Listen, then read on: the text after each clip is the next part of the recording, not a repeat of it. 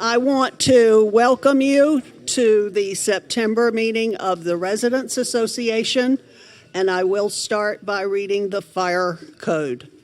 In the event a fire alarm sounds, please remain in the auditorium and stay seated. Should there be a need to evacuate, a Springmore staff member will direct you on how to leave in an orderly fashion. Please remember not to use elevators and to go to a red pole once outside. Let me take this opportunity now to say, please turn off or silence your cell phones so that it does not interrupt our speakers. Thank you for doing that. Before I introduce our staff members who are going to make brief announcements, I do want to say one word. Please be sure that you have on your calendar for next week, September 21st and 22nd, our indoor yard sale. You will be getting an updated version of this flyer later in the week in your mailbox with details. But Wednesday, October 21st, is move-in day. When you bring anything, September, thank you, Brenda. When you bring in anything that you would like to have sold, and there are people from the endowment committee that if you need assistance, who will help you. Then on Thursday, September 22nd, is the sale day, all day. And time and further information and details will be coming out for you. But I just wanted to mention it while we had the chance. I will now call on Leah Willis, Chairman of Resident Life. Thank you, Peg, and good afternoon to everybody here and those watching at home on Springmore TV 1341. And since Peg wants to talk about October, let's do it for a little bit. Your October Pathways booklets are going out tonight. So you can start making your reservations when you get those. And Active Aging Week is October 2nd through the 8th. And I just want to bring your attention to some of the events taking place during that week. We have special music at Vespers. We have North Carolina author Bland Simpson. He will be here to talk about his new book, North Carolina Land of Water, Land of Sky. We're going to have a tour of the Carolina Tiger Rescue in Pittsburgh, a tour of the Country Doctor Museum in Bailey, the Fall Health and Wellness Fair that Carrie and her team worked really hard on, a virtual cooking party, Oktoberfest luncheon, and a brand new handbell group starting called the Springmore Ringers, which will be led by our very own Janet Carter. And then I also want to remind you there'll be a lot of fall events outside in the new space, the new stage area outside the South Village dining room. We'll have music and food and fun 3 Saturdays in October. And then coming up in just a few weeks as we celebrate fall with a Happy Fall Y'all party. That will be on September 29th, and our very own Springmore resident Frank Rodiger and his band Adult Supervision will be here. So a lot of fun things coming up, and thank you for your time this afternoon. I think Carrie may be up next. All right. And next we have Carrie Ritchie, Director of Health and Fitness. Thank you. I'm not as tall as them. Quick update clarification about vaccines. The flyer that you got that I put out a lot of instructions on how to sign up. Of course, you can also call me. Most of you already have. That is for flu vaccinations provided by Walgreens for the independent community, September 28th, September 30th, and October 11th. At this time, I do not have a date yet for the COVID booster. We've reached out to Medipac, that's who's been doing all of our boosters for however long this has been going on now, and they said, yes, they're working on it, but I don't have a date. So as soon as we do, we will put it on the portal, send out a memo, and we will get that organized like we always do. So just to clarify that, if you have not signed up for your flu shot, please give me a call. Have a great day. And next we have Ben Battle, who is the Director of Dining Services. Hi, everybody. Well, it's good to be back. When I was gone, I got to say, I miss y'all. You know what they say, you don't know what you got till it ain't there? So I'm at home, and when I'm getting back to work. So I just want to let y'all know I have missed y'all. So, and thank you for all the warm welcomes. That was very nice. All right, so what we do have, I want to talk about uniforms. So I think we're in the final stages right now. We pick uniforms for different groups. And what we decided on is to start with the front of the house. We want to be able to get that going so they can all be in wonderful uniforms, nice and crisp, and hopefully everyone will love them. And I think the supervisors and all the employees are very excited about it. Thank you so much for attending our summer tea event. I thought it was very nice and something to end summer with, so thank you for the participation. And we have an executive chef. Woo-hoo! After scouring the country, looking long and hard, we finally got an executive chef that we feel can be part of the Springmore family. And, you know, you can take somebody that's really, really good with a lousy attitude. It won't work, right? So we scoured all over the place, and we found his name is Chef Darryl. And he actually taught at, how many heard of Cordon Bleu? He was a teacher there. So he's worked at Searcrest too. Searstone, sorry. So some moons ago, but they had to move because something with his mother-in-law got sick. But it was just such a pleasure interviewing him. I got to tell you, me being an executive chef, I don't mean to sound like this, but interviewing other executive chefs don't impress me too many times. I don't know if I'm being biased or I just know what they're supposed to be doing. But he impressed me. So I just wanted to share with you. He starts on September 27th. Please, I know you'll welcome him. His name is Chef Darryl. Very humble man, very knowledgeable, and I think he'll help bring our program to the next level. And then lastly, we are at the last in search of operation manager. We thought we was very close, but we will get somebody that deserves to be here. And then last, the Happy or Not kiosk. I want to thank you, because I got so much engagement that this past week we got a 91% resident satisfaction rate, and that came from you. So please, let's give yourself a hand. That was the first time. So what's been happening is once you fill out in that kiosk and trust me, anything anybody said will not hurt my feeling. I'm in your house. If you want red potatoes, you're going to get some red potatoes. So our job is to make sure that we take feedback and make changes, right? And that's what our job is. So that's what you've been doing to help us. You'll say something in there, and now if something's ran out and the supply chain don't got it, then that's one thing. But we do post that. But all your feedback's invaluable. So this is the first time we hit a 91. So I want to thank you again. Please keep engagement with that, because the more feedback I get, the more changes we can make. We're here to make you happy, right? This is your house. If you come to my house and you don't do something I want, I'm going to, I don't know how many times you're going to come back to my house. Am I right? So this is your house. So I want to make sure you're happy, just like the rest of us. Have a great day, everybody. Woo-hoo!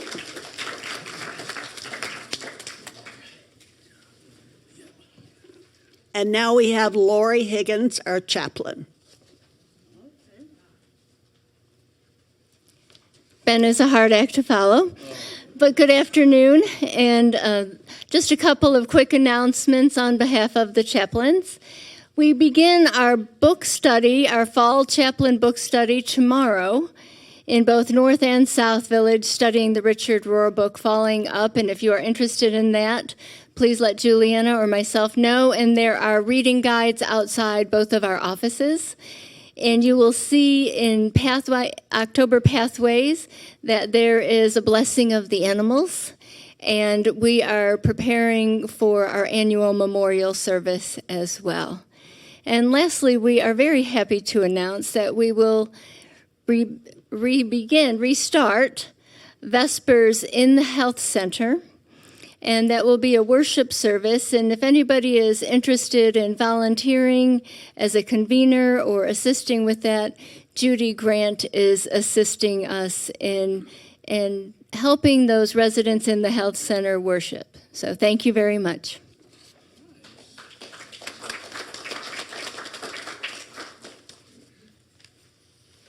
Thank you very much. And now we'll move on to the business part of our meeting.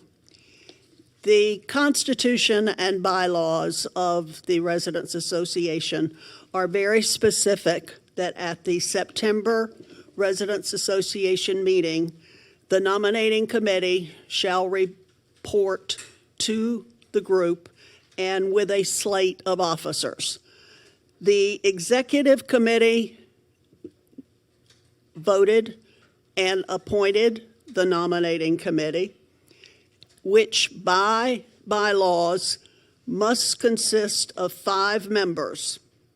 1 will be a resident of North Village, 1 will be a resident of South Village, 1 will be a resident of the houses and villas. The other 2 positions are at large. So that committee has been at work. They have prepared a slate naming a name for each executive committee position. The positions are president, vice president, secretary, and 4 directors. All of these new slate members will take office officially as of January 1st. The terms of officers here goes for the calendar year. At this point, I want to introduce to you the members of the nominating committee. Please stand as I call your name. Charlie Bryan from South Village, Goldie Coates from South Village, Ann Curran from North Village, Doris Hicks from North Village, and Bill Marley from the House and Villas. Thank you all very much for serving.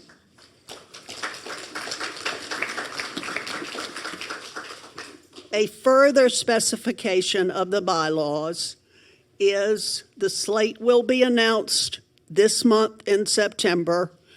The names will be posted, and in October, nominations, if there are additional, will be accepted from the floor, providing that anyone nominated has been consulted and has agreed to have their name put into service. If there are no nominations from the floor, then in October, we will declare the election valid. At this time, I'm going to call on Charlie Bryan, who is the chairperson of that committee, to read the slate of officers which they are providing.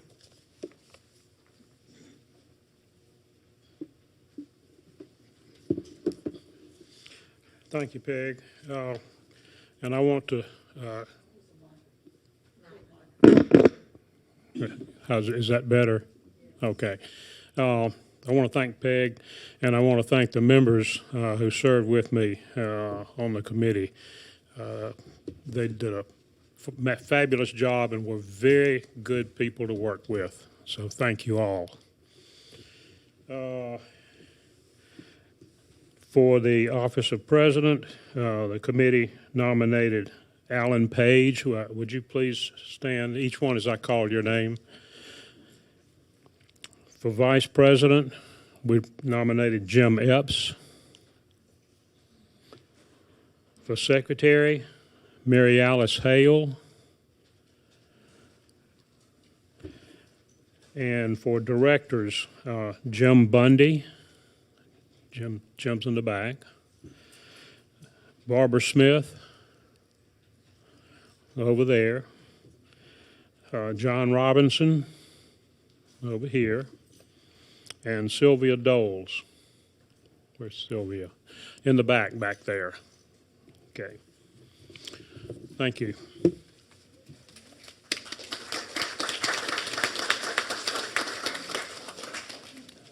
Thank you, Charlie.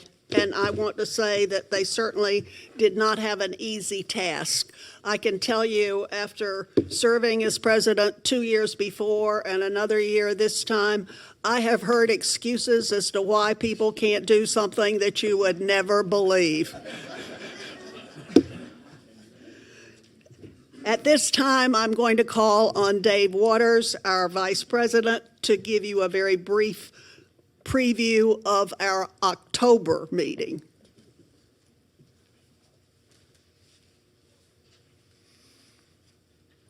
Thank you, Peg. In October, we have a very enlightening and important program coming up. We'll have the director of the Stewart Health Center and several of his staff members. Carrie Corley is the director of the Stewart Health Center. And just briefly, the Springmore Health Center network is comprised of several different aspects of care and services. They offer outpatient and inpatient services with special emphasis on in-house professional services such as dentistry, audiology, optical services, dermatology, podiatric services, and primary care. We felt this was a very vital program. We've never really done that in meeting, and we have so many new residents that may wonder, what's the Stewart Health Center? I'm glad I'm here in case I need it, but what does it do? And Kerry and his staff will be here to present that and to answer questions. I think that's really something that we hope we have a great turnout, and we have to have people hanging from the fan up there that still goes around in the ceiling. We have so many in attendance. So thank you very much, and hope to see you in October.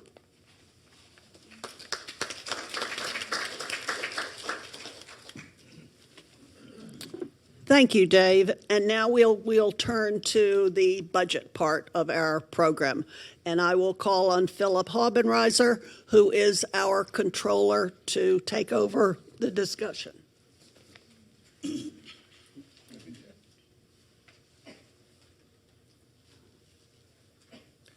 Thank you, Peg, and good afternoon. I have two sections I'm going to be covering at this point in time.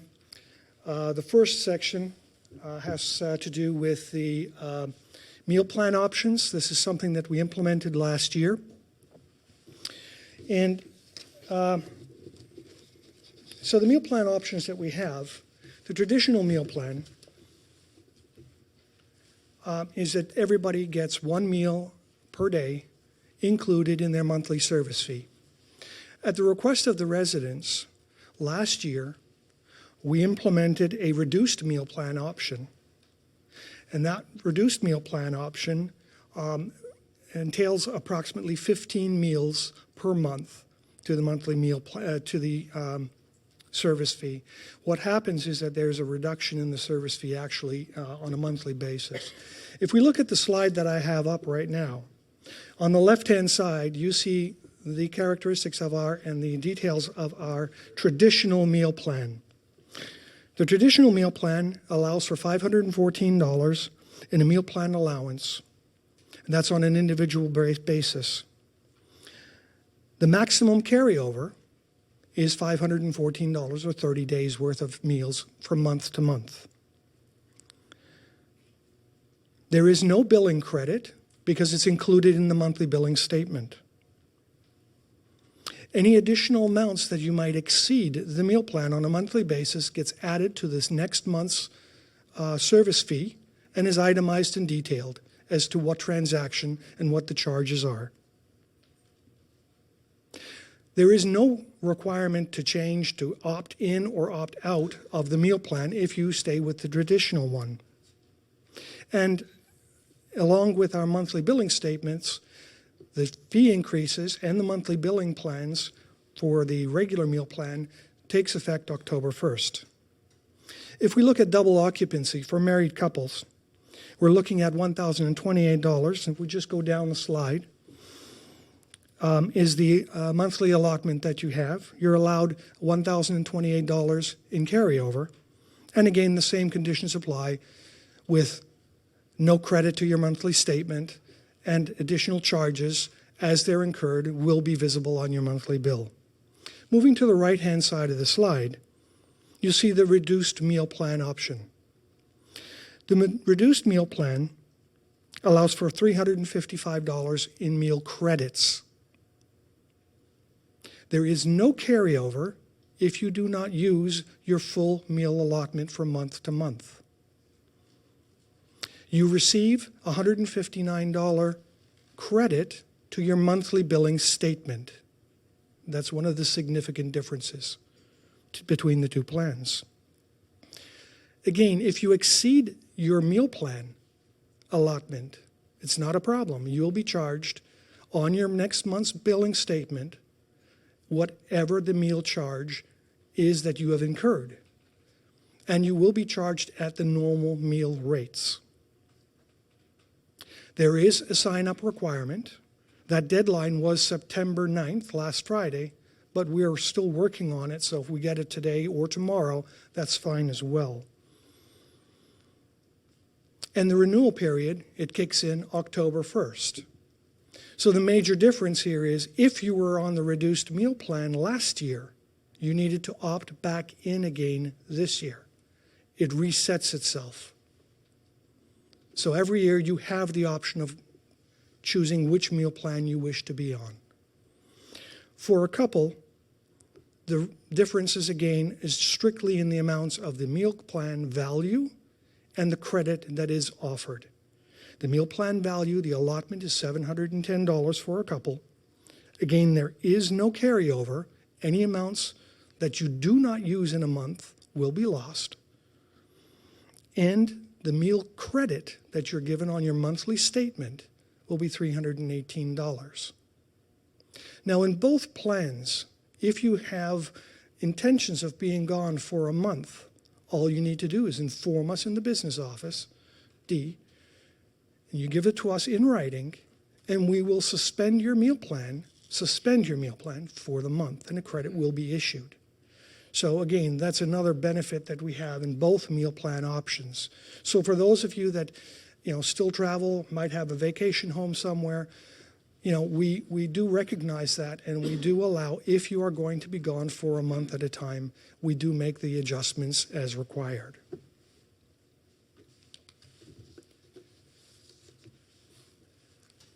What I'd like to do next is discuss the budget, the 2023 budget. I know we're still in 22, however, the rates do kick in October 1st. And what I'd like to do is discuss very briefly the 2023 budget operating goals, significant changes between 2022 and 23, our total operating revenues, how each dollar is spent, and then a summary of the operating budget, and then finally,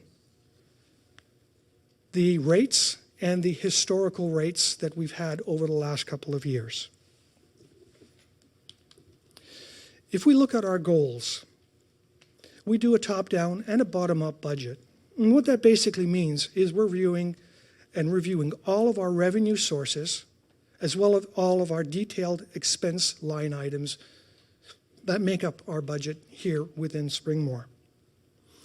We are a not-for-profit, therefore we do create our budget based on a zero-based budgeting concept. Good fellowship or stewardship is always key.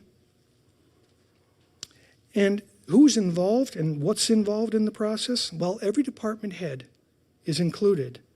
The executive management, MAC members that you have nominated and voted for, as well as our vendors and suppliers, where we gather information from. Significant changes between 2022 and 2023. If we look at the top line, from the top down, we're looking at total operating income is increasing by 7%. Independent living, the increase is 5.4%, and this is due to the fee increases. There is no change in the planned occupancy within independent living.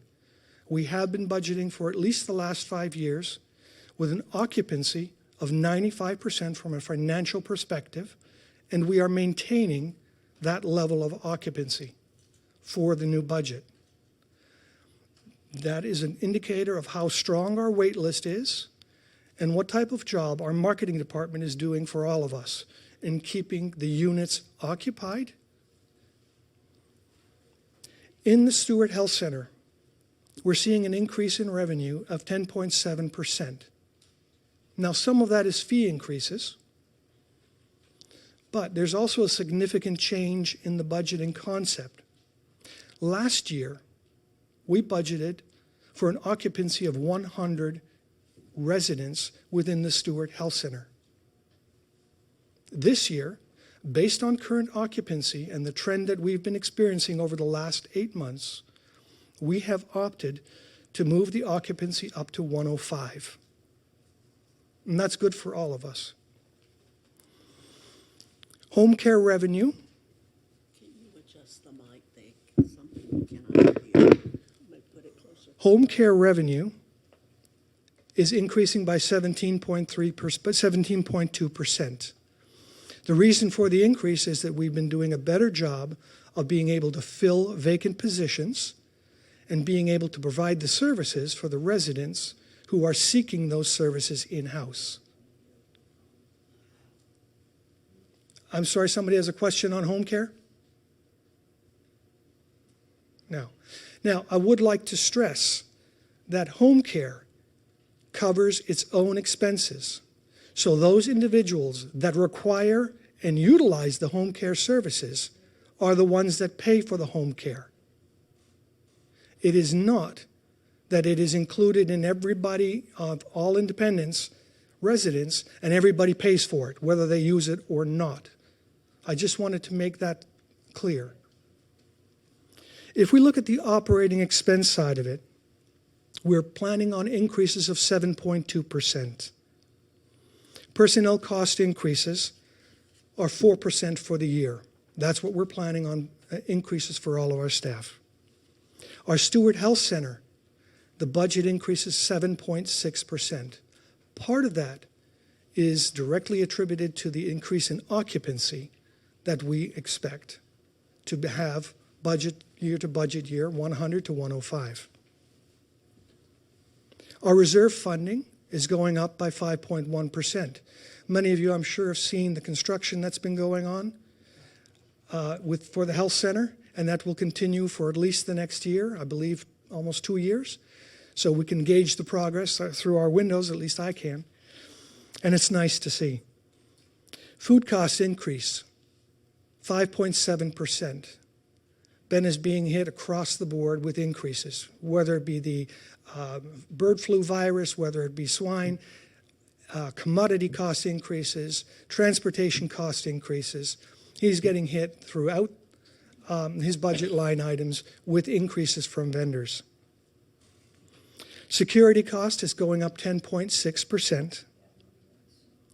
Our housekeeping cost increases are 7.6%.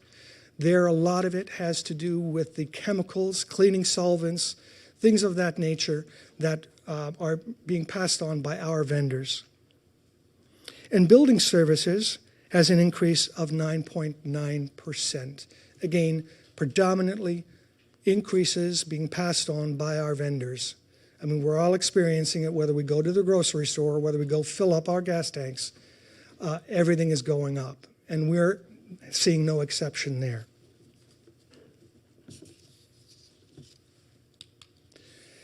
If we look at our revenue stream, now we're going to go clockwise here on this one.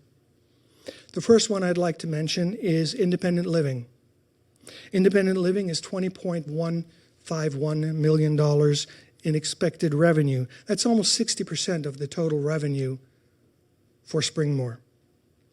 Moving on around, you have the Stewart Health Center with revenue projected of $11.236 million. The next one is home care.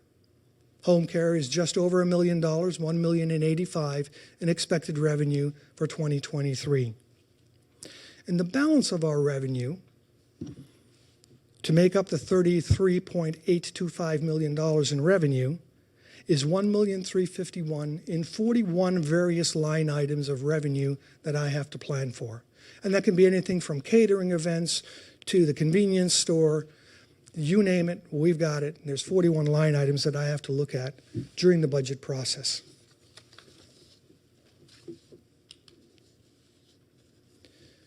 Again, this pie chart, we're going to go from right to left, clockwise.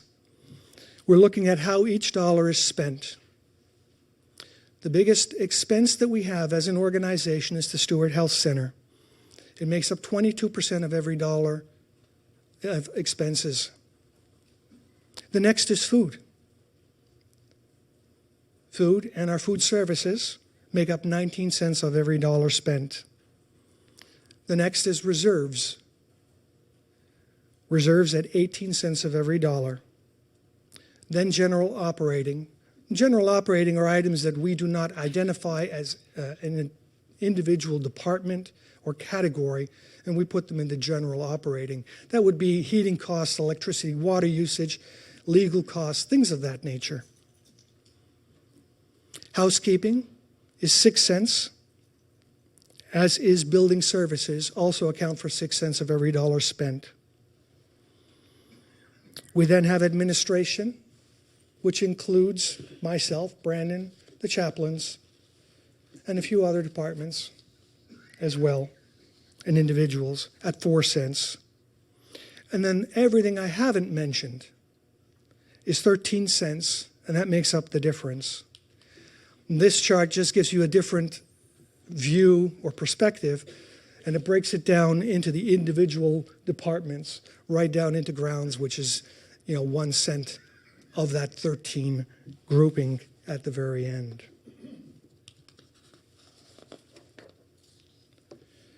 Looking at the operating budget, I've mentioned before the top line, $33.825 million in revenue projected for 2023. Our operating expenses, and this is different than what you have received, different in its presentation form, but not different in value.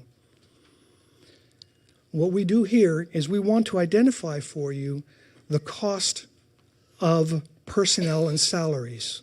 And that includes health insurance and everything else associated with the personnel cost of this organization is $19.9 million. Almost 60% of the money that we spend goes to that category. The next is reserves. Now, this differs from the reserve that I would have sent to you in the letter from Mr. Ballard. It does not include the employee insurance reserve, which I have for this presentation put into employee salaries and benefits. That reserve line is $4.1 million and is 12.1% of the total.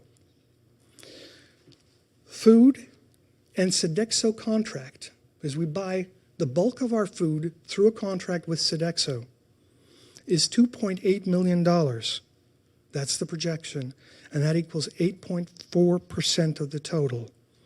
Our utility expenses is 1.4%, is 4.2% and is $1.4 million in cost. Our remaining line items is $5.577 million, or 16.6% of the total. Our total projected operating expenses is $33.790 million. And as I indicated on one of the previous slides, we do a zero-based budgeting, and we're projecting an excess of $35,000 expenses versus revenue.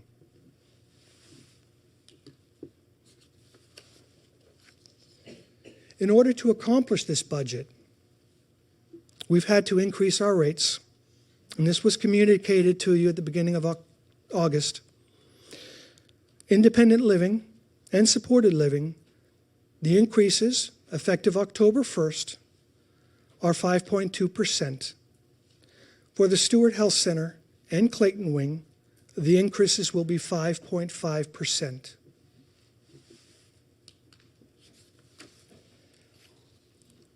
And if we look at the rate increases over time, what I've got here is, I believe, 13 years worth of rate increases, 16 years worth of rate increases. The average for independent living during that time frame has been 3.5%. And in supported living, in the health center, that increase over the 16 years has averaged 4%.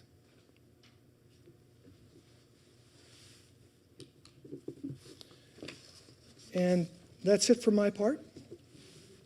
Peg? Thank you.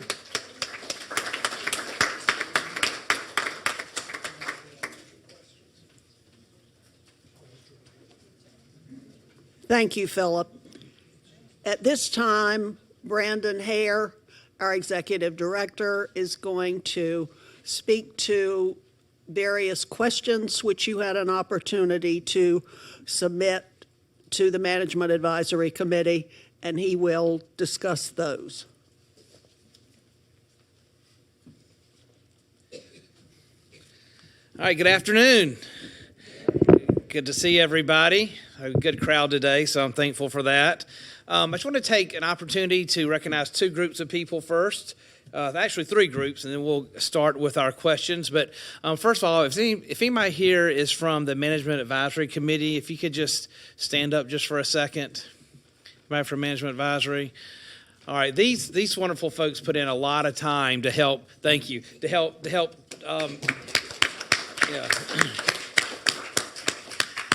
To help each of you create our budget. Philip spends a lot of time on the back end of working, and then we meet with each department head, all 12 of them, and go through that very, very closely. And then we have the Management Advisory Committee. They get to go through it and make suggestions and recommendations.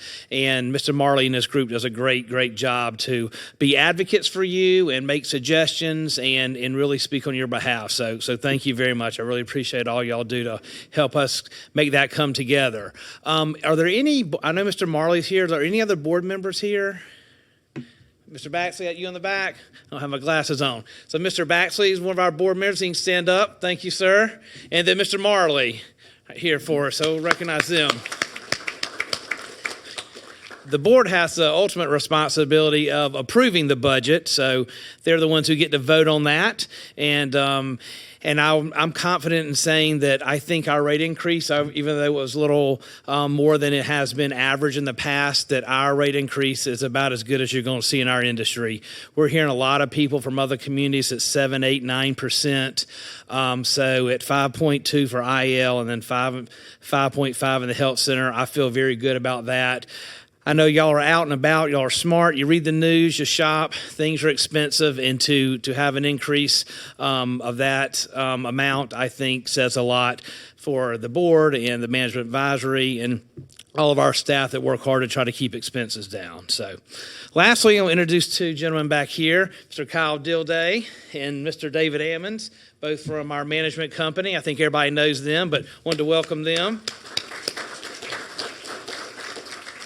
And I actually asked Mr. Ammons to address one question, so I'm going to let him come up and address that one first, and then I'll have about 8 or 9 more to address. So,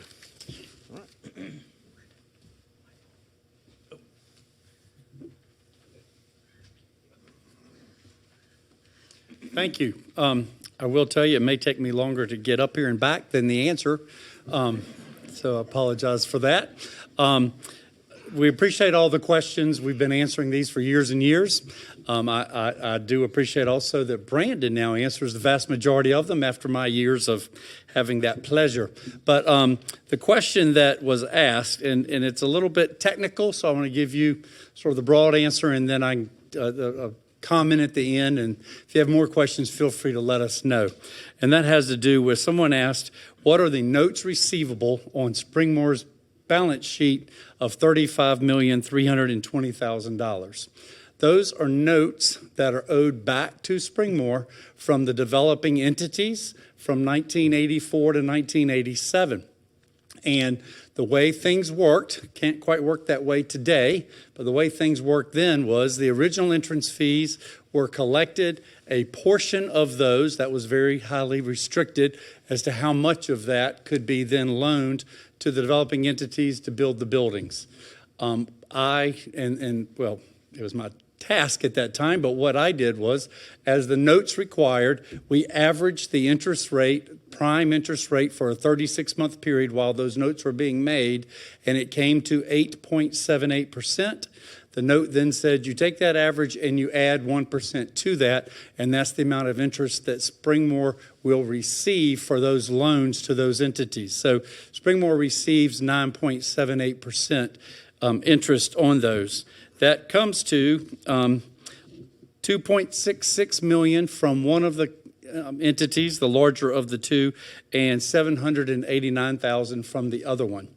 I will tell you that at one point, I get asked a lot, if their next follow-up question may be, well, why isn't that being paid back? Because it's a non-amortizing loan. Interest is paid, but the balance has not been repaid. Several years ago, 15 maybe, when I say several, 15 years ago, we looked at that, and the board and people said, oh, maybe we ought to start paying it back. Most people, especially bankers, tend to believe that if a loan isn't being repaid, that's not a good thing. We could debate that, but that's a little opinionated, so I won't go there.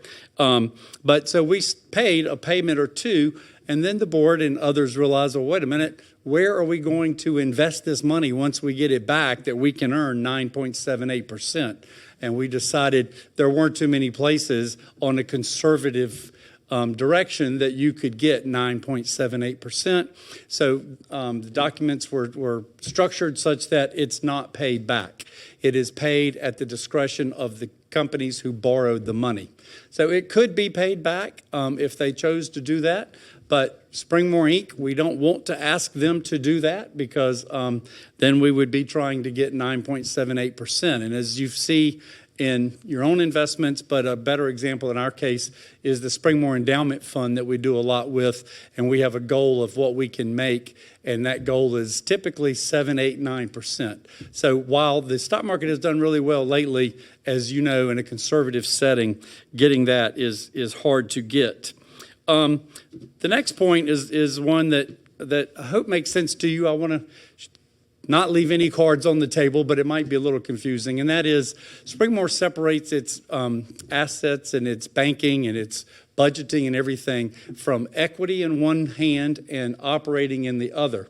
The equity expenses are primarily the lease.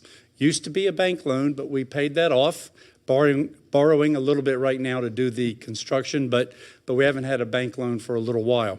So predominantly, like 99% of the equity expenses are the leases. The majority of the equity income is the payments on this note. So even if the rate were 6% or 10%, and I make those up, but just meaning let's frame that 9.78, say it was 6 or 11 or something, then all that would do is give us more money to pay more lease. As you may know, the leases that Springmore cannot afford to pay are written off and forgiven forever. And that averages in the millions of dollars on an annual basis to protect the fund balance. So I don't want to say the interest rate doesn't matter, but it would have no impact on what we're doing. It just would mean more money came in and more money went out. We were still going to balance at zero so that the leases are paid to the extent that cash flow allows. So that was my answer. It took me a little longer than I thought it would. Are there any questions on that before I sit down? Okay, thank you. You're up, sir. All right.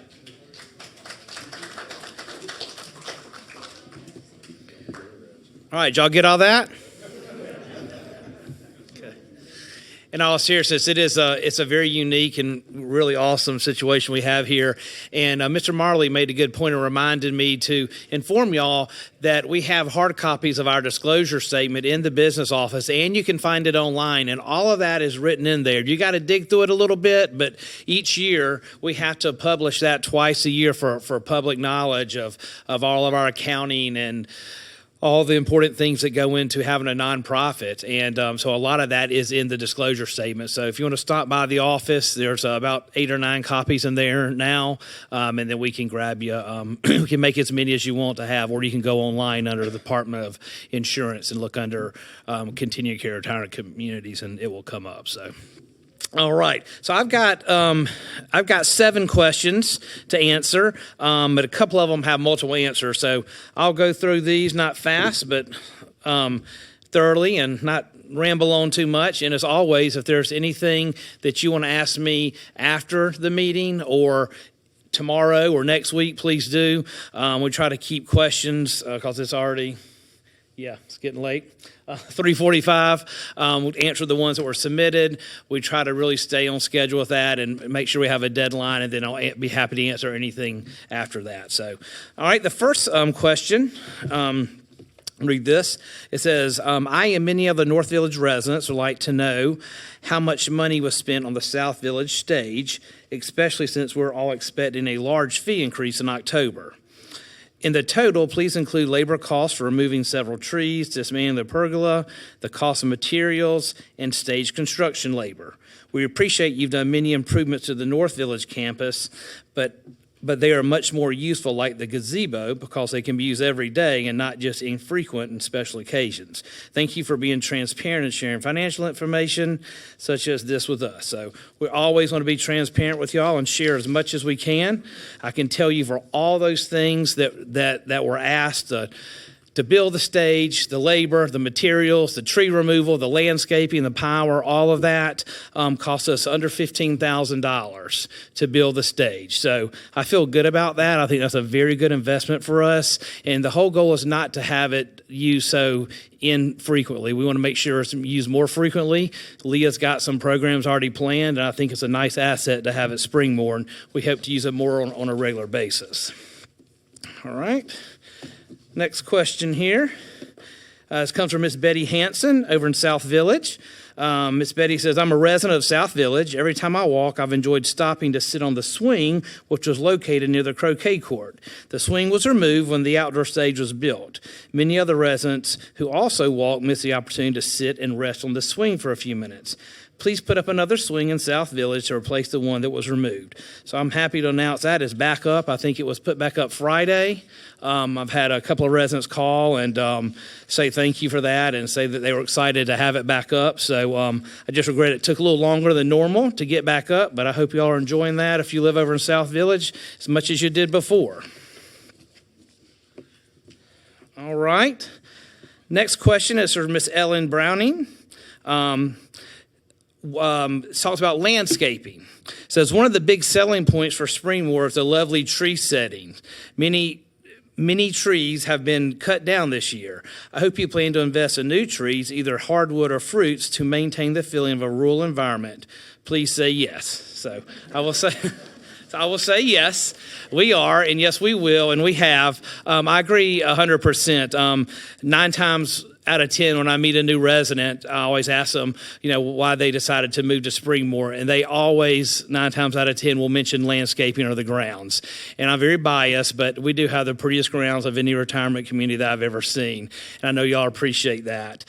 We put a lot of money into maintaining them and trying to improve them, so I appreciate everybody really recognizing that and really caring about it.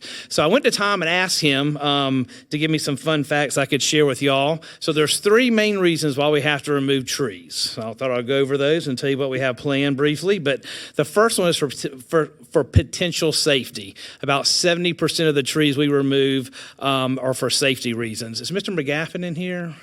Chance? No, Mr. McGaffin does a good job of keeping me on my toes about trees. He walks and he will pick certain ones out. Mr. Bigger, last year, we took some pine trees down behind his villa, and we're getting ready to take down a big pine tree behind House 41. It is I think it's 45. 44. Oh, sorry. Okay.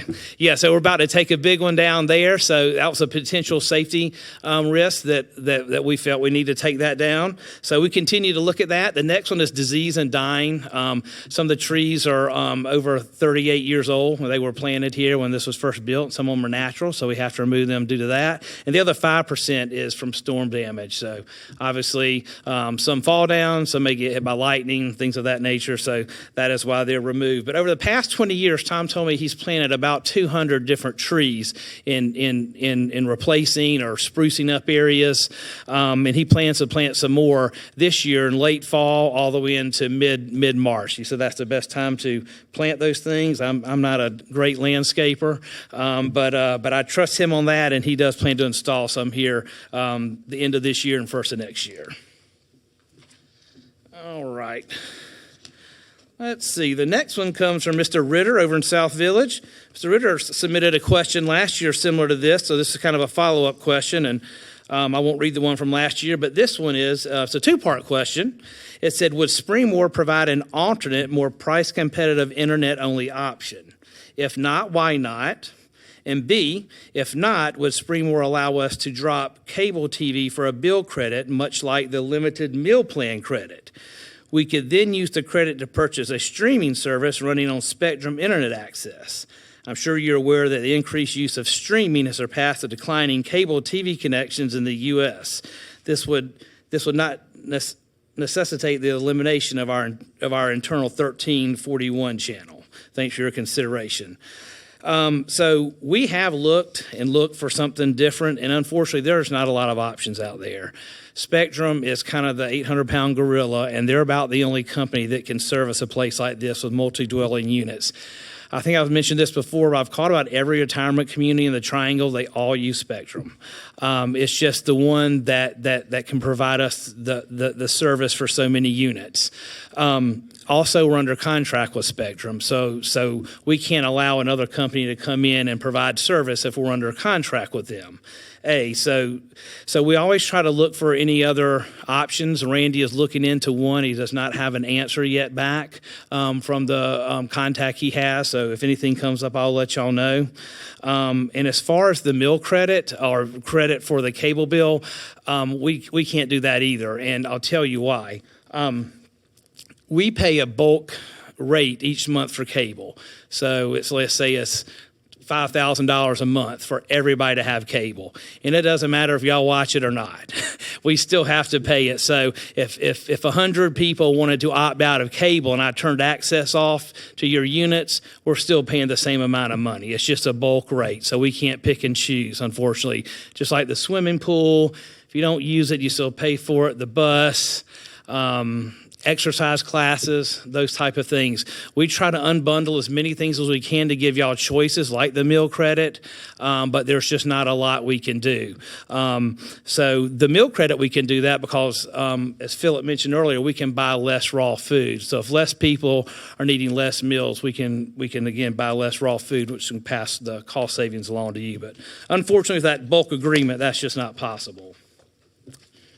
All right. The next one talks about a van, and this was from Miss Karen Fletcher. She said, Dear Brandon, Paul took us on a lovely trip to Publix on Monday, probably a couple of Mondays ago, but he had a beautiful white van rented from Ford, which was air conditioned. I hope we can get a nice van with no steps to climb getting in and out of. Many people, including my husband, can't climb steps into the small van we have. It would be great to have a van that was walker friendly and no stairs to climb from the curb. Thanks. So we're in the process of actually looking for a new van. Unfortunately, they are hard to come by like any other automobile at this point. Jacob has done a ton of research. He stopped at a place off 95 that sells vans. Y'all may have seen this in Lumberton. Spent a couple hours with the guy. No inventory. Am I right, Jacob? not too much to not. He doesn't even have anything coming online. These things are in high demand, and there's not making a lot of them. But we're currently looking for a new van. The one that she was referring to is it's like a Ford Transit. So it's more. We're looking for a new bus. An actual 12 to 13 passenger bus. But this was a van that it could hold about 6 people. Jacob, was that right? So it was much lower, and they had a ramp to get in and out. So it was a van and not a bus. We have looked at having a bus with no steps. Jacob did research on that, and we found one that was really nice and was really excited about it until Jacob told me it was $180,000. So we kind of went back to the drawing board. That is top of the line, I'm sure. And Jacob even had them come out and do a demo, but it sits real low, no stairs. But again, it get a van that costs more than replacing the 2 elevators, which we'll talk about in a minute. But anyway, it's very expensive. So we're looking at other options, maybe an updated version of what we have now.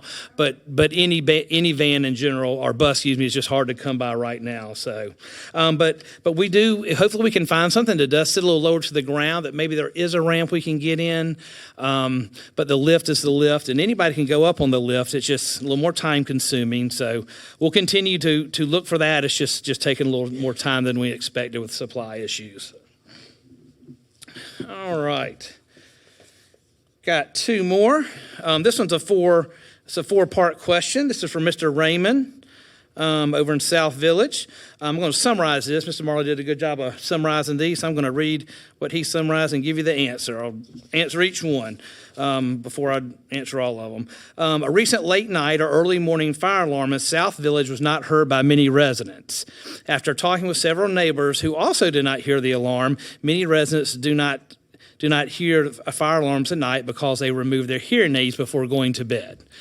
So we've had that come up a lot, and people have asked, is there anything you can do? I can assure you, and Kyle can attest to this, that thing is as loud as it will go.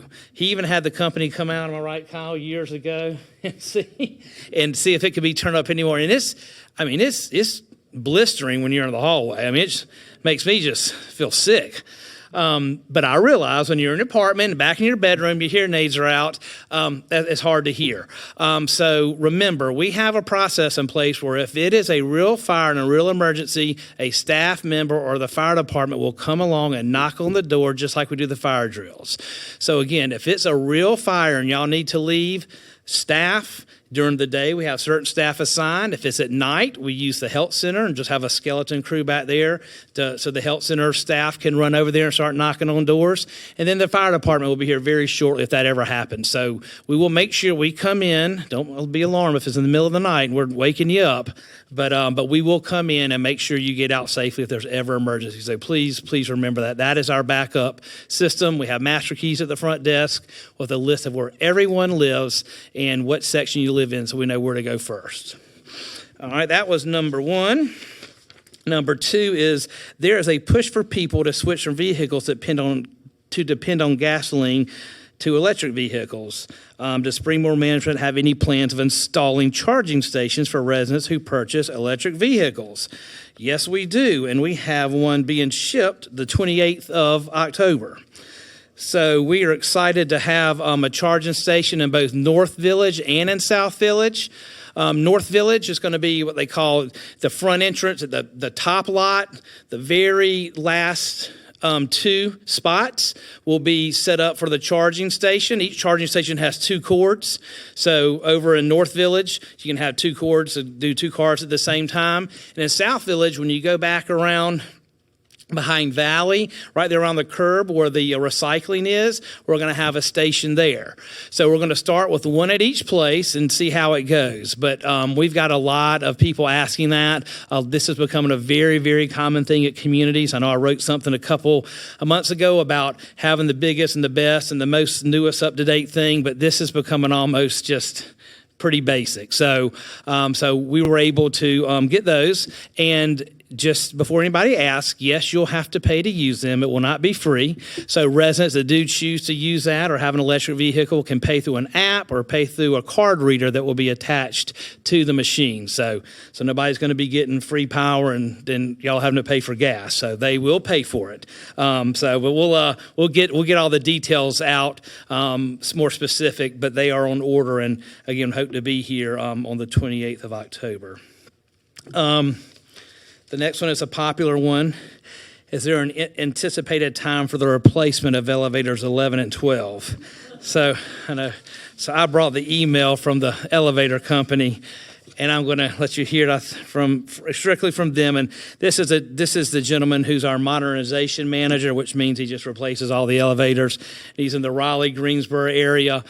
He's been working with us, and originally they were supposed to ship the end of September and start installing on October 3rd. I think that's the last update that I put in the resident memo.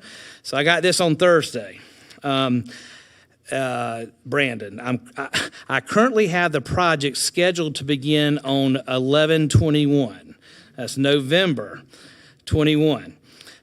This is due to supply chain issues that have delayed all projects. I am finally seeing material released, but I'm playing catch up on projects that should have been completed with limited manpower.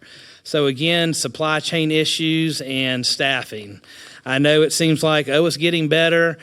Some industries maybe, but a lot of things we see, we're still struggling with it. But it's ordered. It got delayed. He warned me that may happen. I'd hope that wouldn't happen, but it's ordered. But I just want to say I know this has been going on for a long time. We spend a lot of effort and time and money into keeping the elevators running until they are replaced.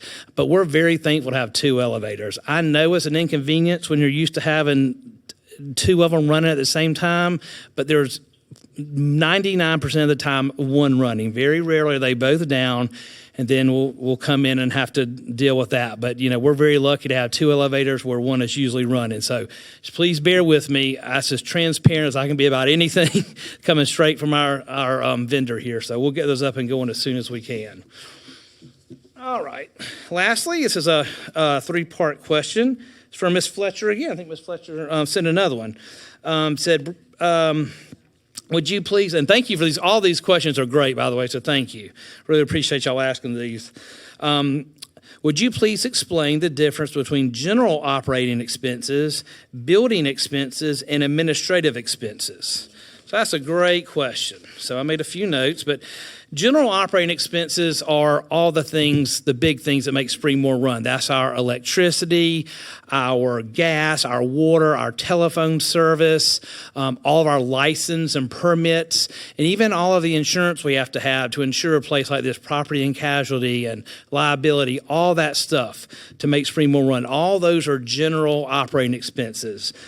Building expenses are more the supplies to keep a lot of those things going. So we have a line item for electricity supplies, plumbing, HVAC, elevators. Believe it or not, we have elevators where we spend a lot of money in that one, and also telephones. So a lot of those are buying supplies to either repair those services or to enhance them. Sometimes the vendor buys them and we pay them back. But that's what goes into building expenses. And we also have contracts with each of those companies we had to pay every year. Like the elevator company, Thrustenkrupp, we're under contract with them. That's why another elevator company can't come in and service it like the internet.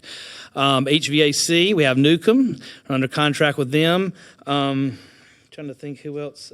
We have electricians that work here that we're under contract with, so all that goes under there. And lastly, administration, that is mainly salaries for administrative staff. So all the administrative staff in the business office and kind of down this hall, human resources, IT, finance, insurance, me, all the chaplains and Leah and Jacob, that makes up most of the admin. There's a few other small items that are included in there, which are all of our copiers, our office supplies, and all of our postage. So anytime we have to mail out stuff, all that's billed to administrative services. So I hope that answers everything thoroughly and somewhat somewhat fast. I am more than happy to answer anything afterwards, or if you want to come by, email me, call me. You know where I'm at, and I'll be happy to answer anything. But thank you again for everybody that came. It's a great crowd, and everybody that put so much time into this, and we hope you all have a great rest of the week.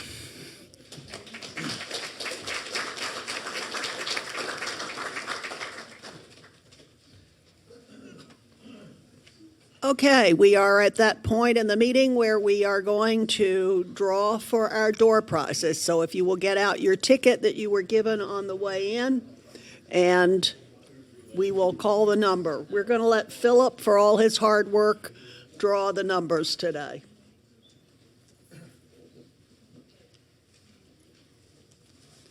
The first number is 777062. On the back row. Okay. We have one more.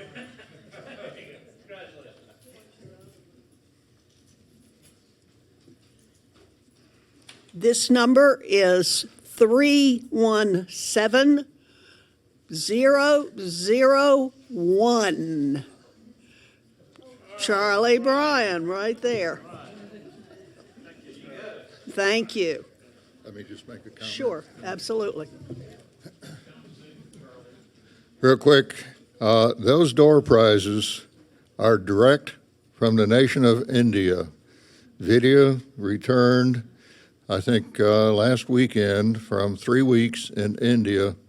And so what is in there are special gifts that she brought for us. Vidya down at the bank, and she provides the door prizes for our meetings, and this is just a wonderful gift.